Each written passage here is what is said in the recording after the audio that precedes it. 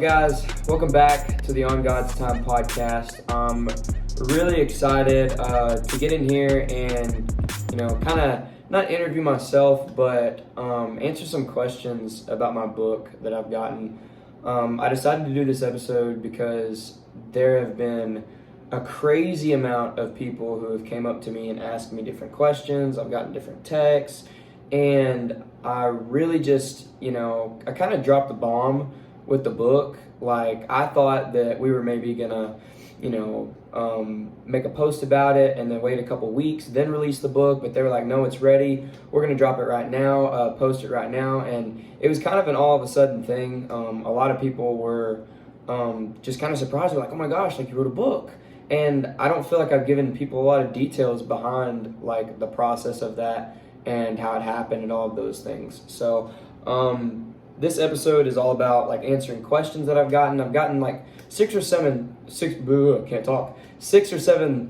common questions about my book, and I'm just super excited to answer them.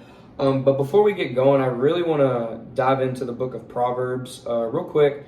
Proverbs chapter 3, verses 1 through 8. And I kind of want to use this verse to just kind of set the tone for the episode and really let people know how this was possible and how Jesus worked through all of this. So Proverbs 3, 1 through 8 says, "My son, do not forget my teaching, but keep my commandments in your heart, for they will prolong your life many years and bring you peace and prosperity. Let love and faithfulness never leave you. Bind them around your neck, write them on the tablet of your heart.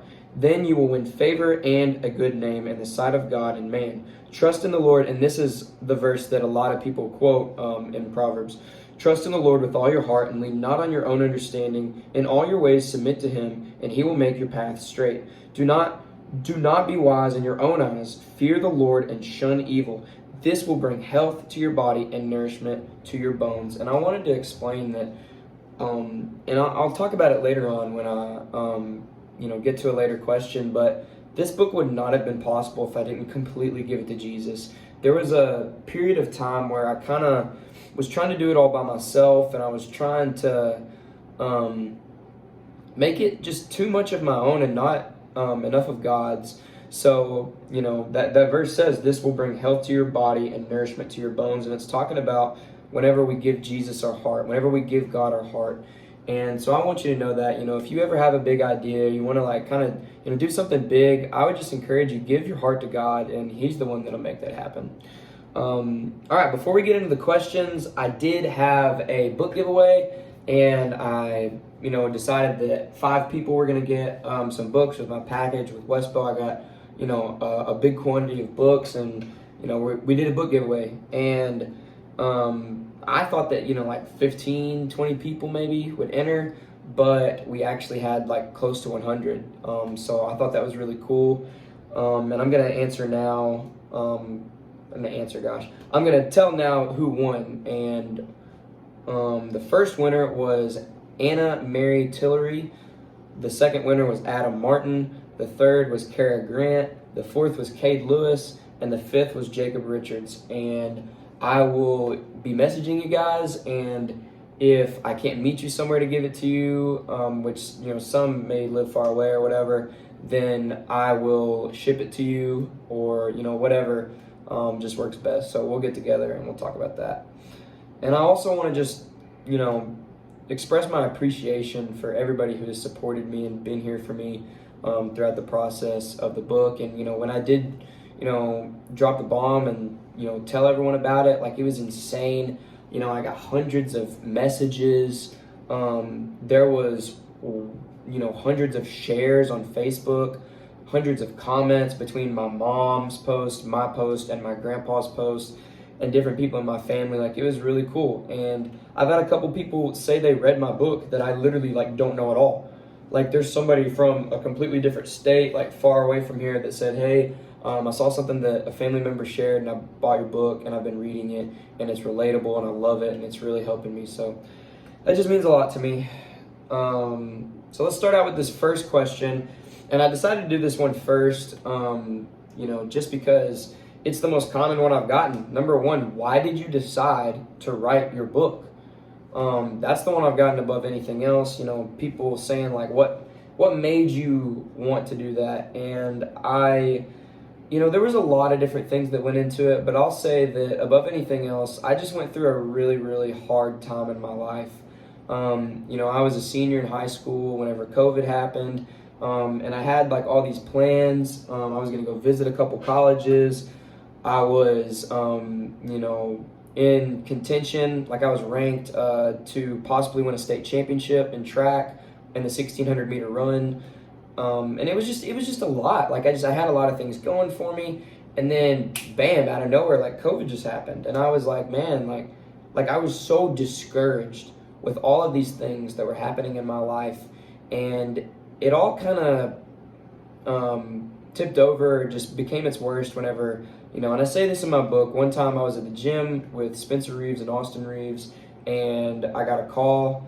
My track coach told me that track season was canceled, and that was a big deal to me because, I mentioned in my book that my uncle Matt Anderson had a few state championships in track, and he passed away in a car accident when I was in the 8th grade. And from that point on, running just meant a little more to me, because that was kind of like how I viewed him. Everyone in the family was like, oh, you're going to break Matt's record, you're going to do this and do that. And like it was just kind of a big deal to me. And, I wanted to kind of win that, and I wanted to do that for him. And, well, of course, for the glory of God, but also, I just wanted to win it. And I wanted to be able to say to my family, like, hey, I won this. Like, I did this for Matt.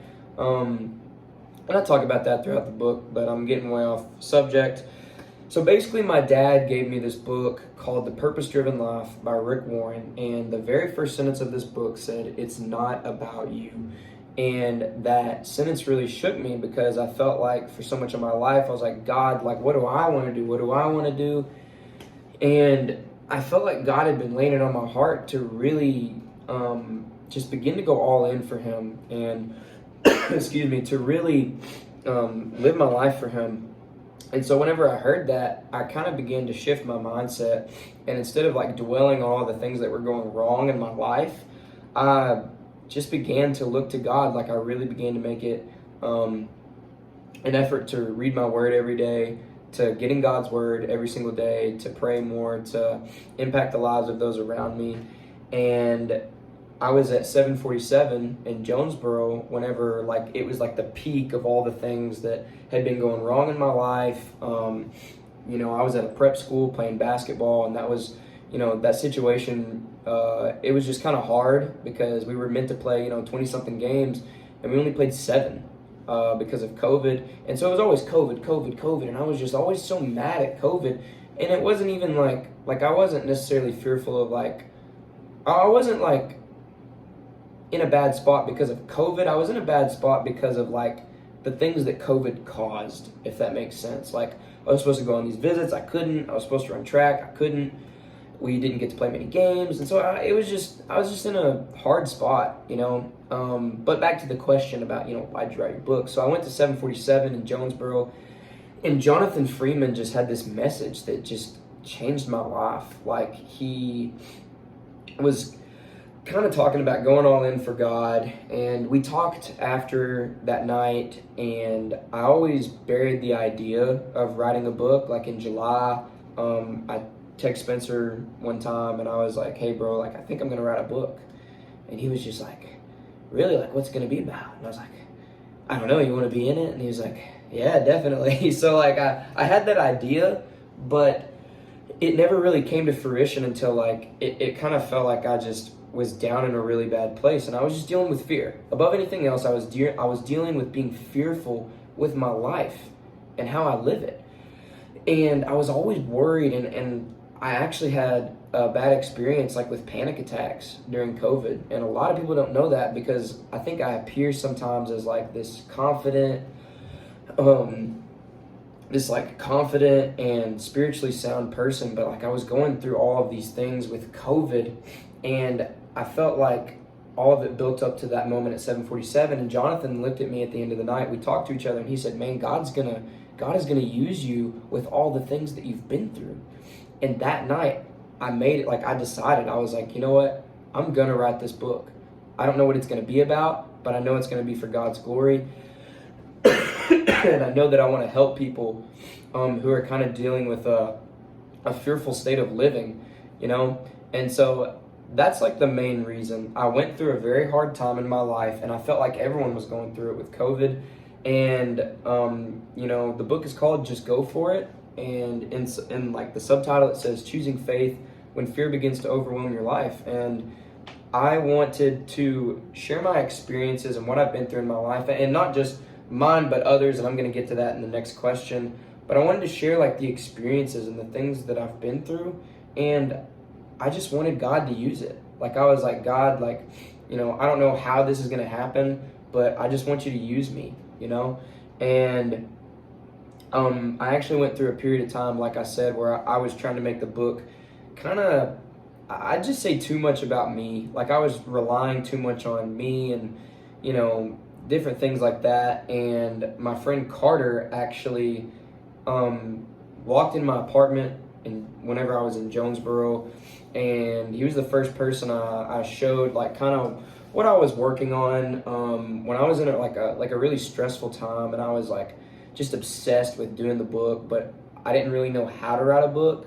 And he walked in and he gave me like probably the best piece of advice I've ever been given. He was like, you need to get out of this room. You need to stop trying to do all of this on your own, and you need to be around people, and you need to learn from people, and you need to make it about, like you just need to learn like how to actually write a book. Like you don't know how. Like you need to read other books, you need to ask people their best piece of advice, and you need to just stop trying to do it on your own, because I was getting so stressed out because it's like I was trying to do everything on my own. Like I told like 2 people about the idea of my book, like, or maybe like 10 or less, I don't know. But I just didn't tell a lot of people, and I was trying to do it all on my own. And I just had a lot of things to learn, and that was like the best piece of advice I've ever been given, because it kind of woke me up. And I literally got on my knees and I prayed, okay, God, I'm done trying to do this on my own. What do you want me to write about? And it was kind of funny. I describe it like this. I say, God was like, Caleb, I want you to write about fear. And I was like, no. And he was like, why? And I was like, because I'm scared. And so like I was still living in that fearful mindset. And then shortly after that, I began to just truly give it all to God. And, you know, Darius Dunaway was discipling me. I'm sorry, I'm kind of sick. But he was discipling me, and I remember him telling me the same thing, and I heard that multiple times, just completely give it to God, and he's going to use it the most. And Darius actually told me, Darius has a subtitle in my book. It's called Give It to Jesus, which is kind of ironic. I forgot that until I just said it. But he said the more open and vulnerable you are about your struggles, the more people's lives you're going to touch. And that was the goal from that point on with the book. I was like, okay, I'm going to be open and vulnerable, not too personal, because I mean, obviously everyone has, you know, things that they should keep in their personal life, but I was going to put what God put on my heart, like in the book, and be open about like what I had been through in my life and stuff. But shortly after, you know, all of that was happening, you know, I said Carter gave me that advice, like, hey, you know, you need to talk to other people and stuff. I went out to eat with my grandparents, and that thought was always in my mind, like, I need to ask people, like, their best piece of advice for a young Christian, and stuff like that. And I was eating with my grandparents at Cracker Barrel, and my grandpa introduced me to this man. I won't say his name, but he's around Jonesboro, and he's very well known, and he's just a really good guy. He did a lot of stuff with FCA for a long time. And I asked him, I was like, me and him like began, you know, having a conversation, and we were just getting really deep, and he was really encouraging me. And I decided to ask him the first question that I asked, like, from Carter's advice. I was like, hey, what is your best piece of advice for me as a young person, like as a Christian? Like, what's your best piece of advice? And he looked at me and he said, the closest you'll ever be to the Lord is when you have nothing but him. And it's really ironic, because after he said that, that was the first quote in my book. Like, my first chapter is called Lost, and the chapter quote of that book, or the chapter quote of that chapter says, the closest you'll ever be to the Lord is when you have nothing but Him. So I thought that was kind of cool that, you know, that first time I asked somebody that, I got that response, and I put it as my first quote. All right. Question number 2, why do you name drop so many people in your book? In other words, like, there is a lot of different times I mention like certain friends or just people and their stories and stuff like that. And, you know, I've said it once, and I say it, you know, in the beginning of the book, and I'll say it again, like, the book's not about me. The book is about Jesus, and how through Jesus you can have faith in Him, and He can help you overcome your fears by having faith in Him. That's what the book is about. It's not about me, and I just wanted to make it about, like, more than myself, you know, like, you know, like I said, Darius has a subtitle in my book. Kane and Sandy, the ESPN Hall of Fame Razorback fan. I've known Kanan since I was a baby, and Kanan's literally the happiest person I've ever met in my life. He just loves Jesus with all of his heart. And my 8th chapter is kind of about using your passions to glorify God. And I talked about how Kanan uses his love for football and his love for the Razorbacks and all their sports to glorify Jesus. Like, it's not selfish of him to love those things because God made him to love those things. And that's just one example. Like, I talk about, I have a, you know, subtitle with Bella Floyd, talking about her story, Todd Baumgartner, my friend Carson. There's just so many different subtitles of, and like, you know, little sections in my book where I associate like the topic, I guess you would say, and what goes on in that topic with a story, and how someone has chosen faith in their life whenever they easily could have chose fear. And yeah, I just really wanted to make it more about myself. It was more fun that way. It was more fulfilling that way. And, you know, being able to say you're in a book is like a cool thing, I think. So I tried to include as many people as possible. Like, I didn't force it or anything. Like, I didn't say, I'm putting my friend such and such in here, you know, because they wanted to be.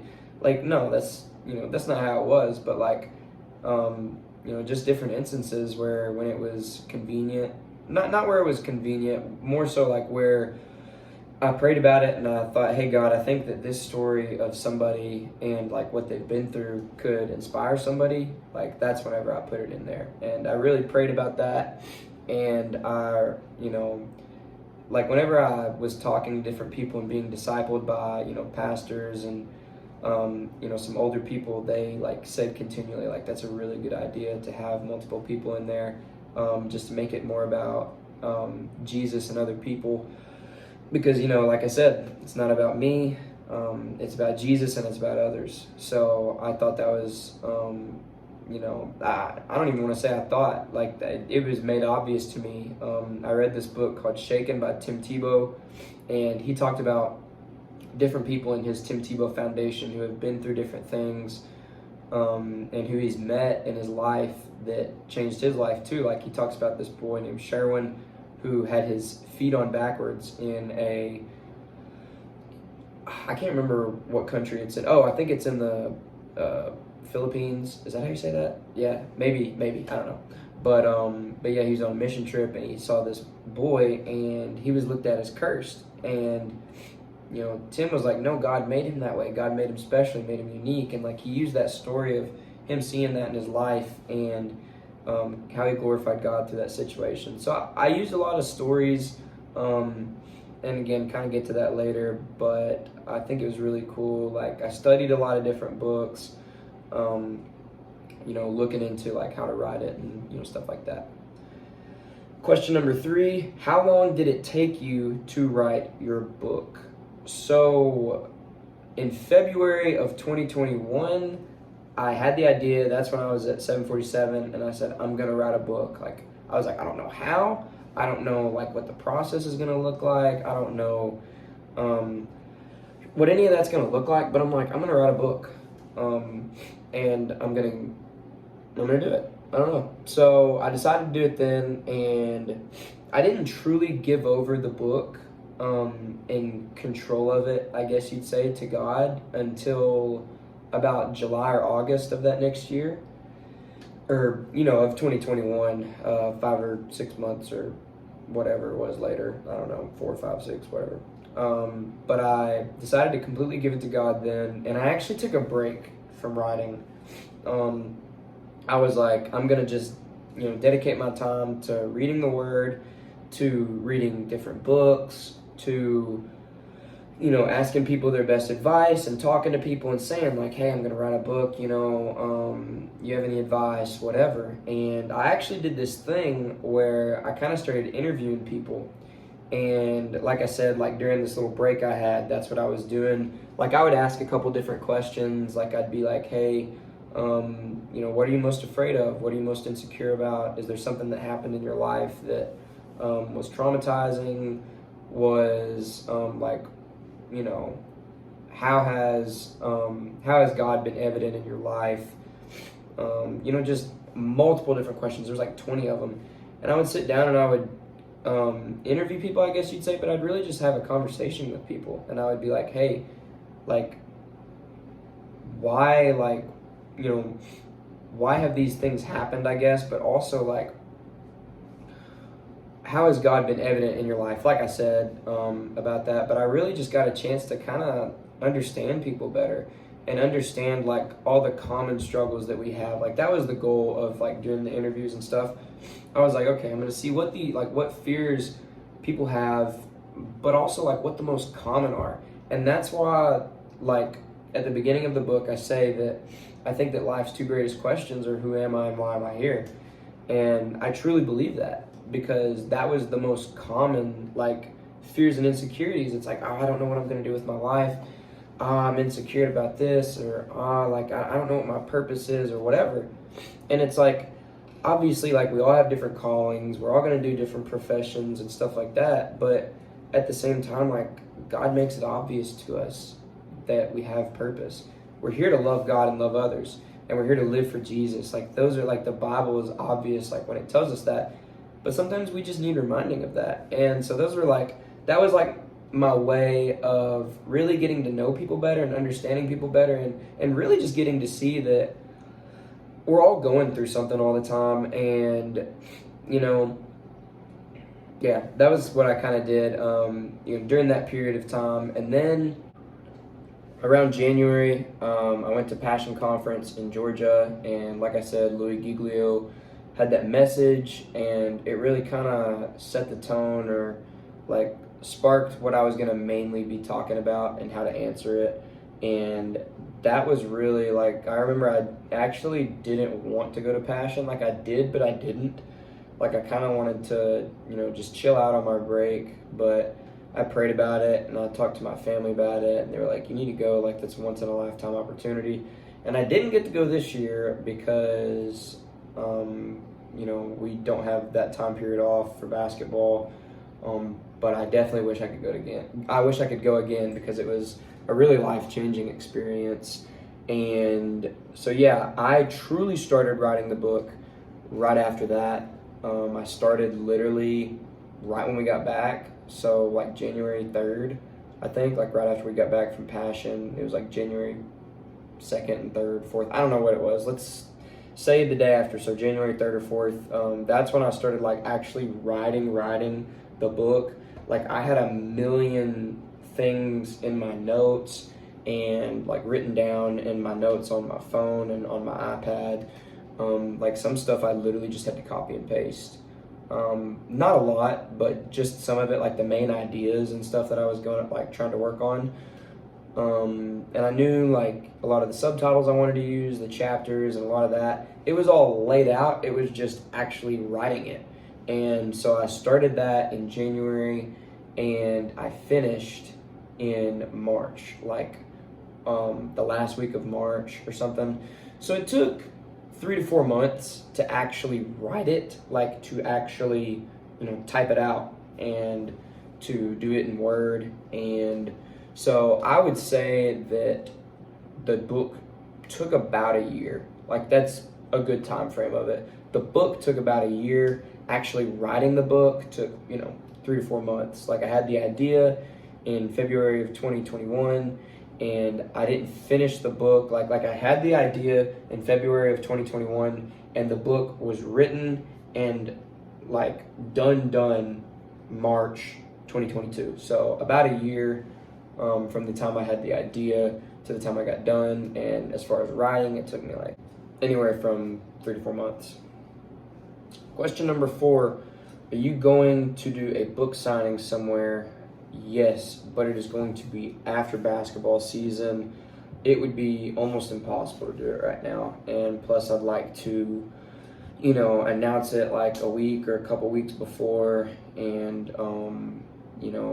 one thing I've said about like book signings too is like if you already have a book, you can definitely just bring yours and I'll sign it. But we'll definitely have like books to sell. And yeah, I'm really excited about that. I haven't talked too much to Williams about it. I know I'm gonna do one in Batesville. I know that I talked to Dr. Putman here at Williams, and he thinks it'd be a cool idea to do one here, so we might be able to do one here, and maybe a couple of other different places. I think it'd be really cool to do it. I'm not, this is my first time doing this, so I'm not very experienced with it, and it's been kind of cool though. I've had a lot of support, so yeah, but I definitely want to do a book signing. Number 5, how did you land a deal with a publisher, and who is your publisher? So my publisher is Westbow Press. They're a subdivision of Thomas Nelson and Zondervan, and if you don't know, those two are like two of the biggest like Bible distributors, I guess you would say, and they have a lot of Christian books and a lot of people like who partner with them. Like I could take this book right here. It's called Goliath Must Fall. It's by Louis Giglio, and if you look right here, you'll see where it says Thomas Nelson. And so the company I went with, Westbow Press, they're not exactly like they're not Thomas Nelson and they're not Zondervan. Like those are the two biggest like Christian book platforms that you can be on, but they're like the little brother of them. And what that means is, like, I remember being on the phone with somebody, and it was always my dream like to publish with Thomas Nelson. Like I was like, I'm gonna publish with Thomas Nelson. They're like the biggest. Like I've seen all these big writers publish with them. And somebody explained to me on the phone that a publisher like that, no matter how good your book is, it does not matter if it's the best book they've ever seen in their life. Like a publisher like that is not going to accept somebody with less than like 100,000 followers on Instagram. And the reason that they do that, not like it doesn't just have to be Instagram, but like if you don't have some kind of like platform or social media following, like they're not going to accept you simply because they want to have a guaranteed number of books that are sold. Like, because with some companies it costs like $500,000 just to make a book. And I know that sounds crazy, but it adds up. Like with all the distributing, if they're a big company, like they're going to place it around the world, they're going to pay for all the marketing services, and they're going to pay for all those things. And so they don't want to invest in something that they know isn't like guaranteed going to get X amount of copies sold or whatever. Like, so yeah, and I began looking at some publishers who you would call like self-publishing companies. And what that means is that you do publish through them, but you like retain 100% rights to your book. And so like the book I just showed you, Goliath Must Fall, yes, that's Louis Giglio's book, but it belongs to Thomas Nelson because they're the people who published it.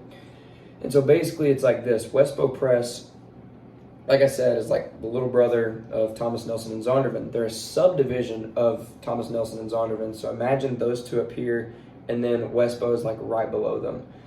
And basically what Westbow does is they give like people opportunities who don't have like a big following or whatever, or even some people who do have a big following. Like there's one woman, her name's Ann something, I forgot her name. She has like a ton of followers on Instagram.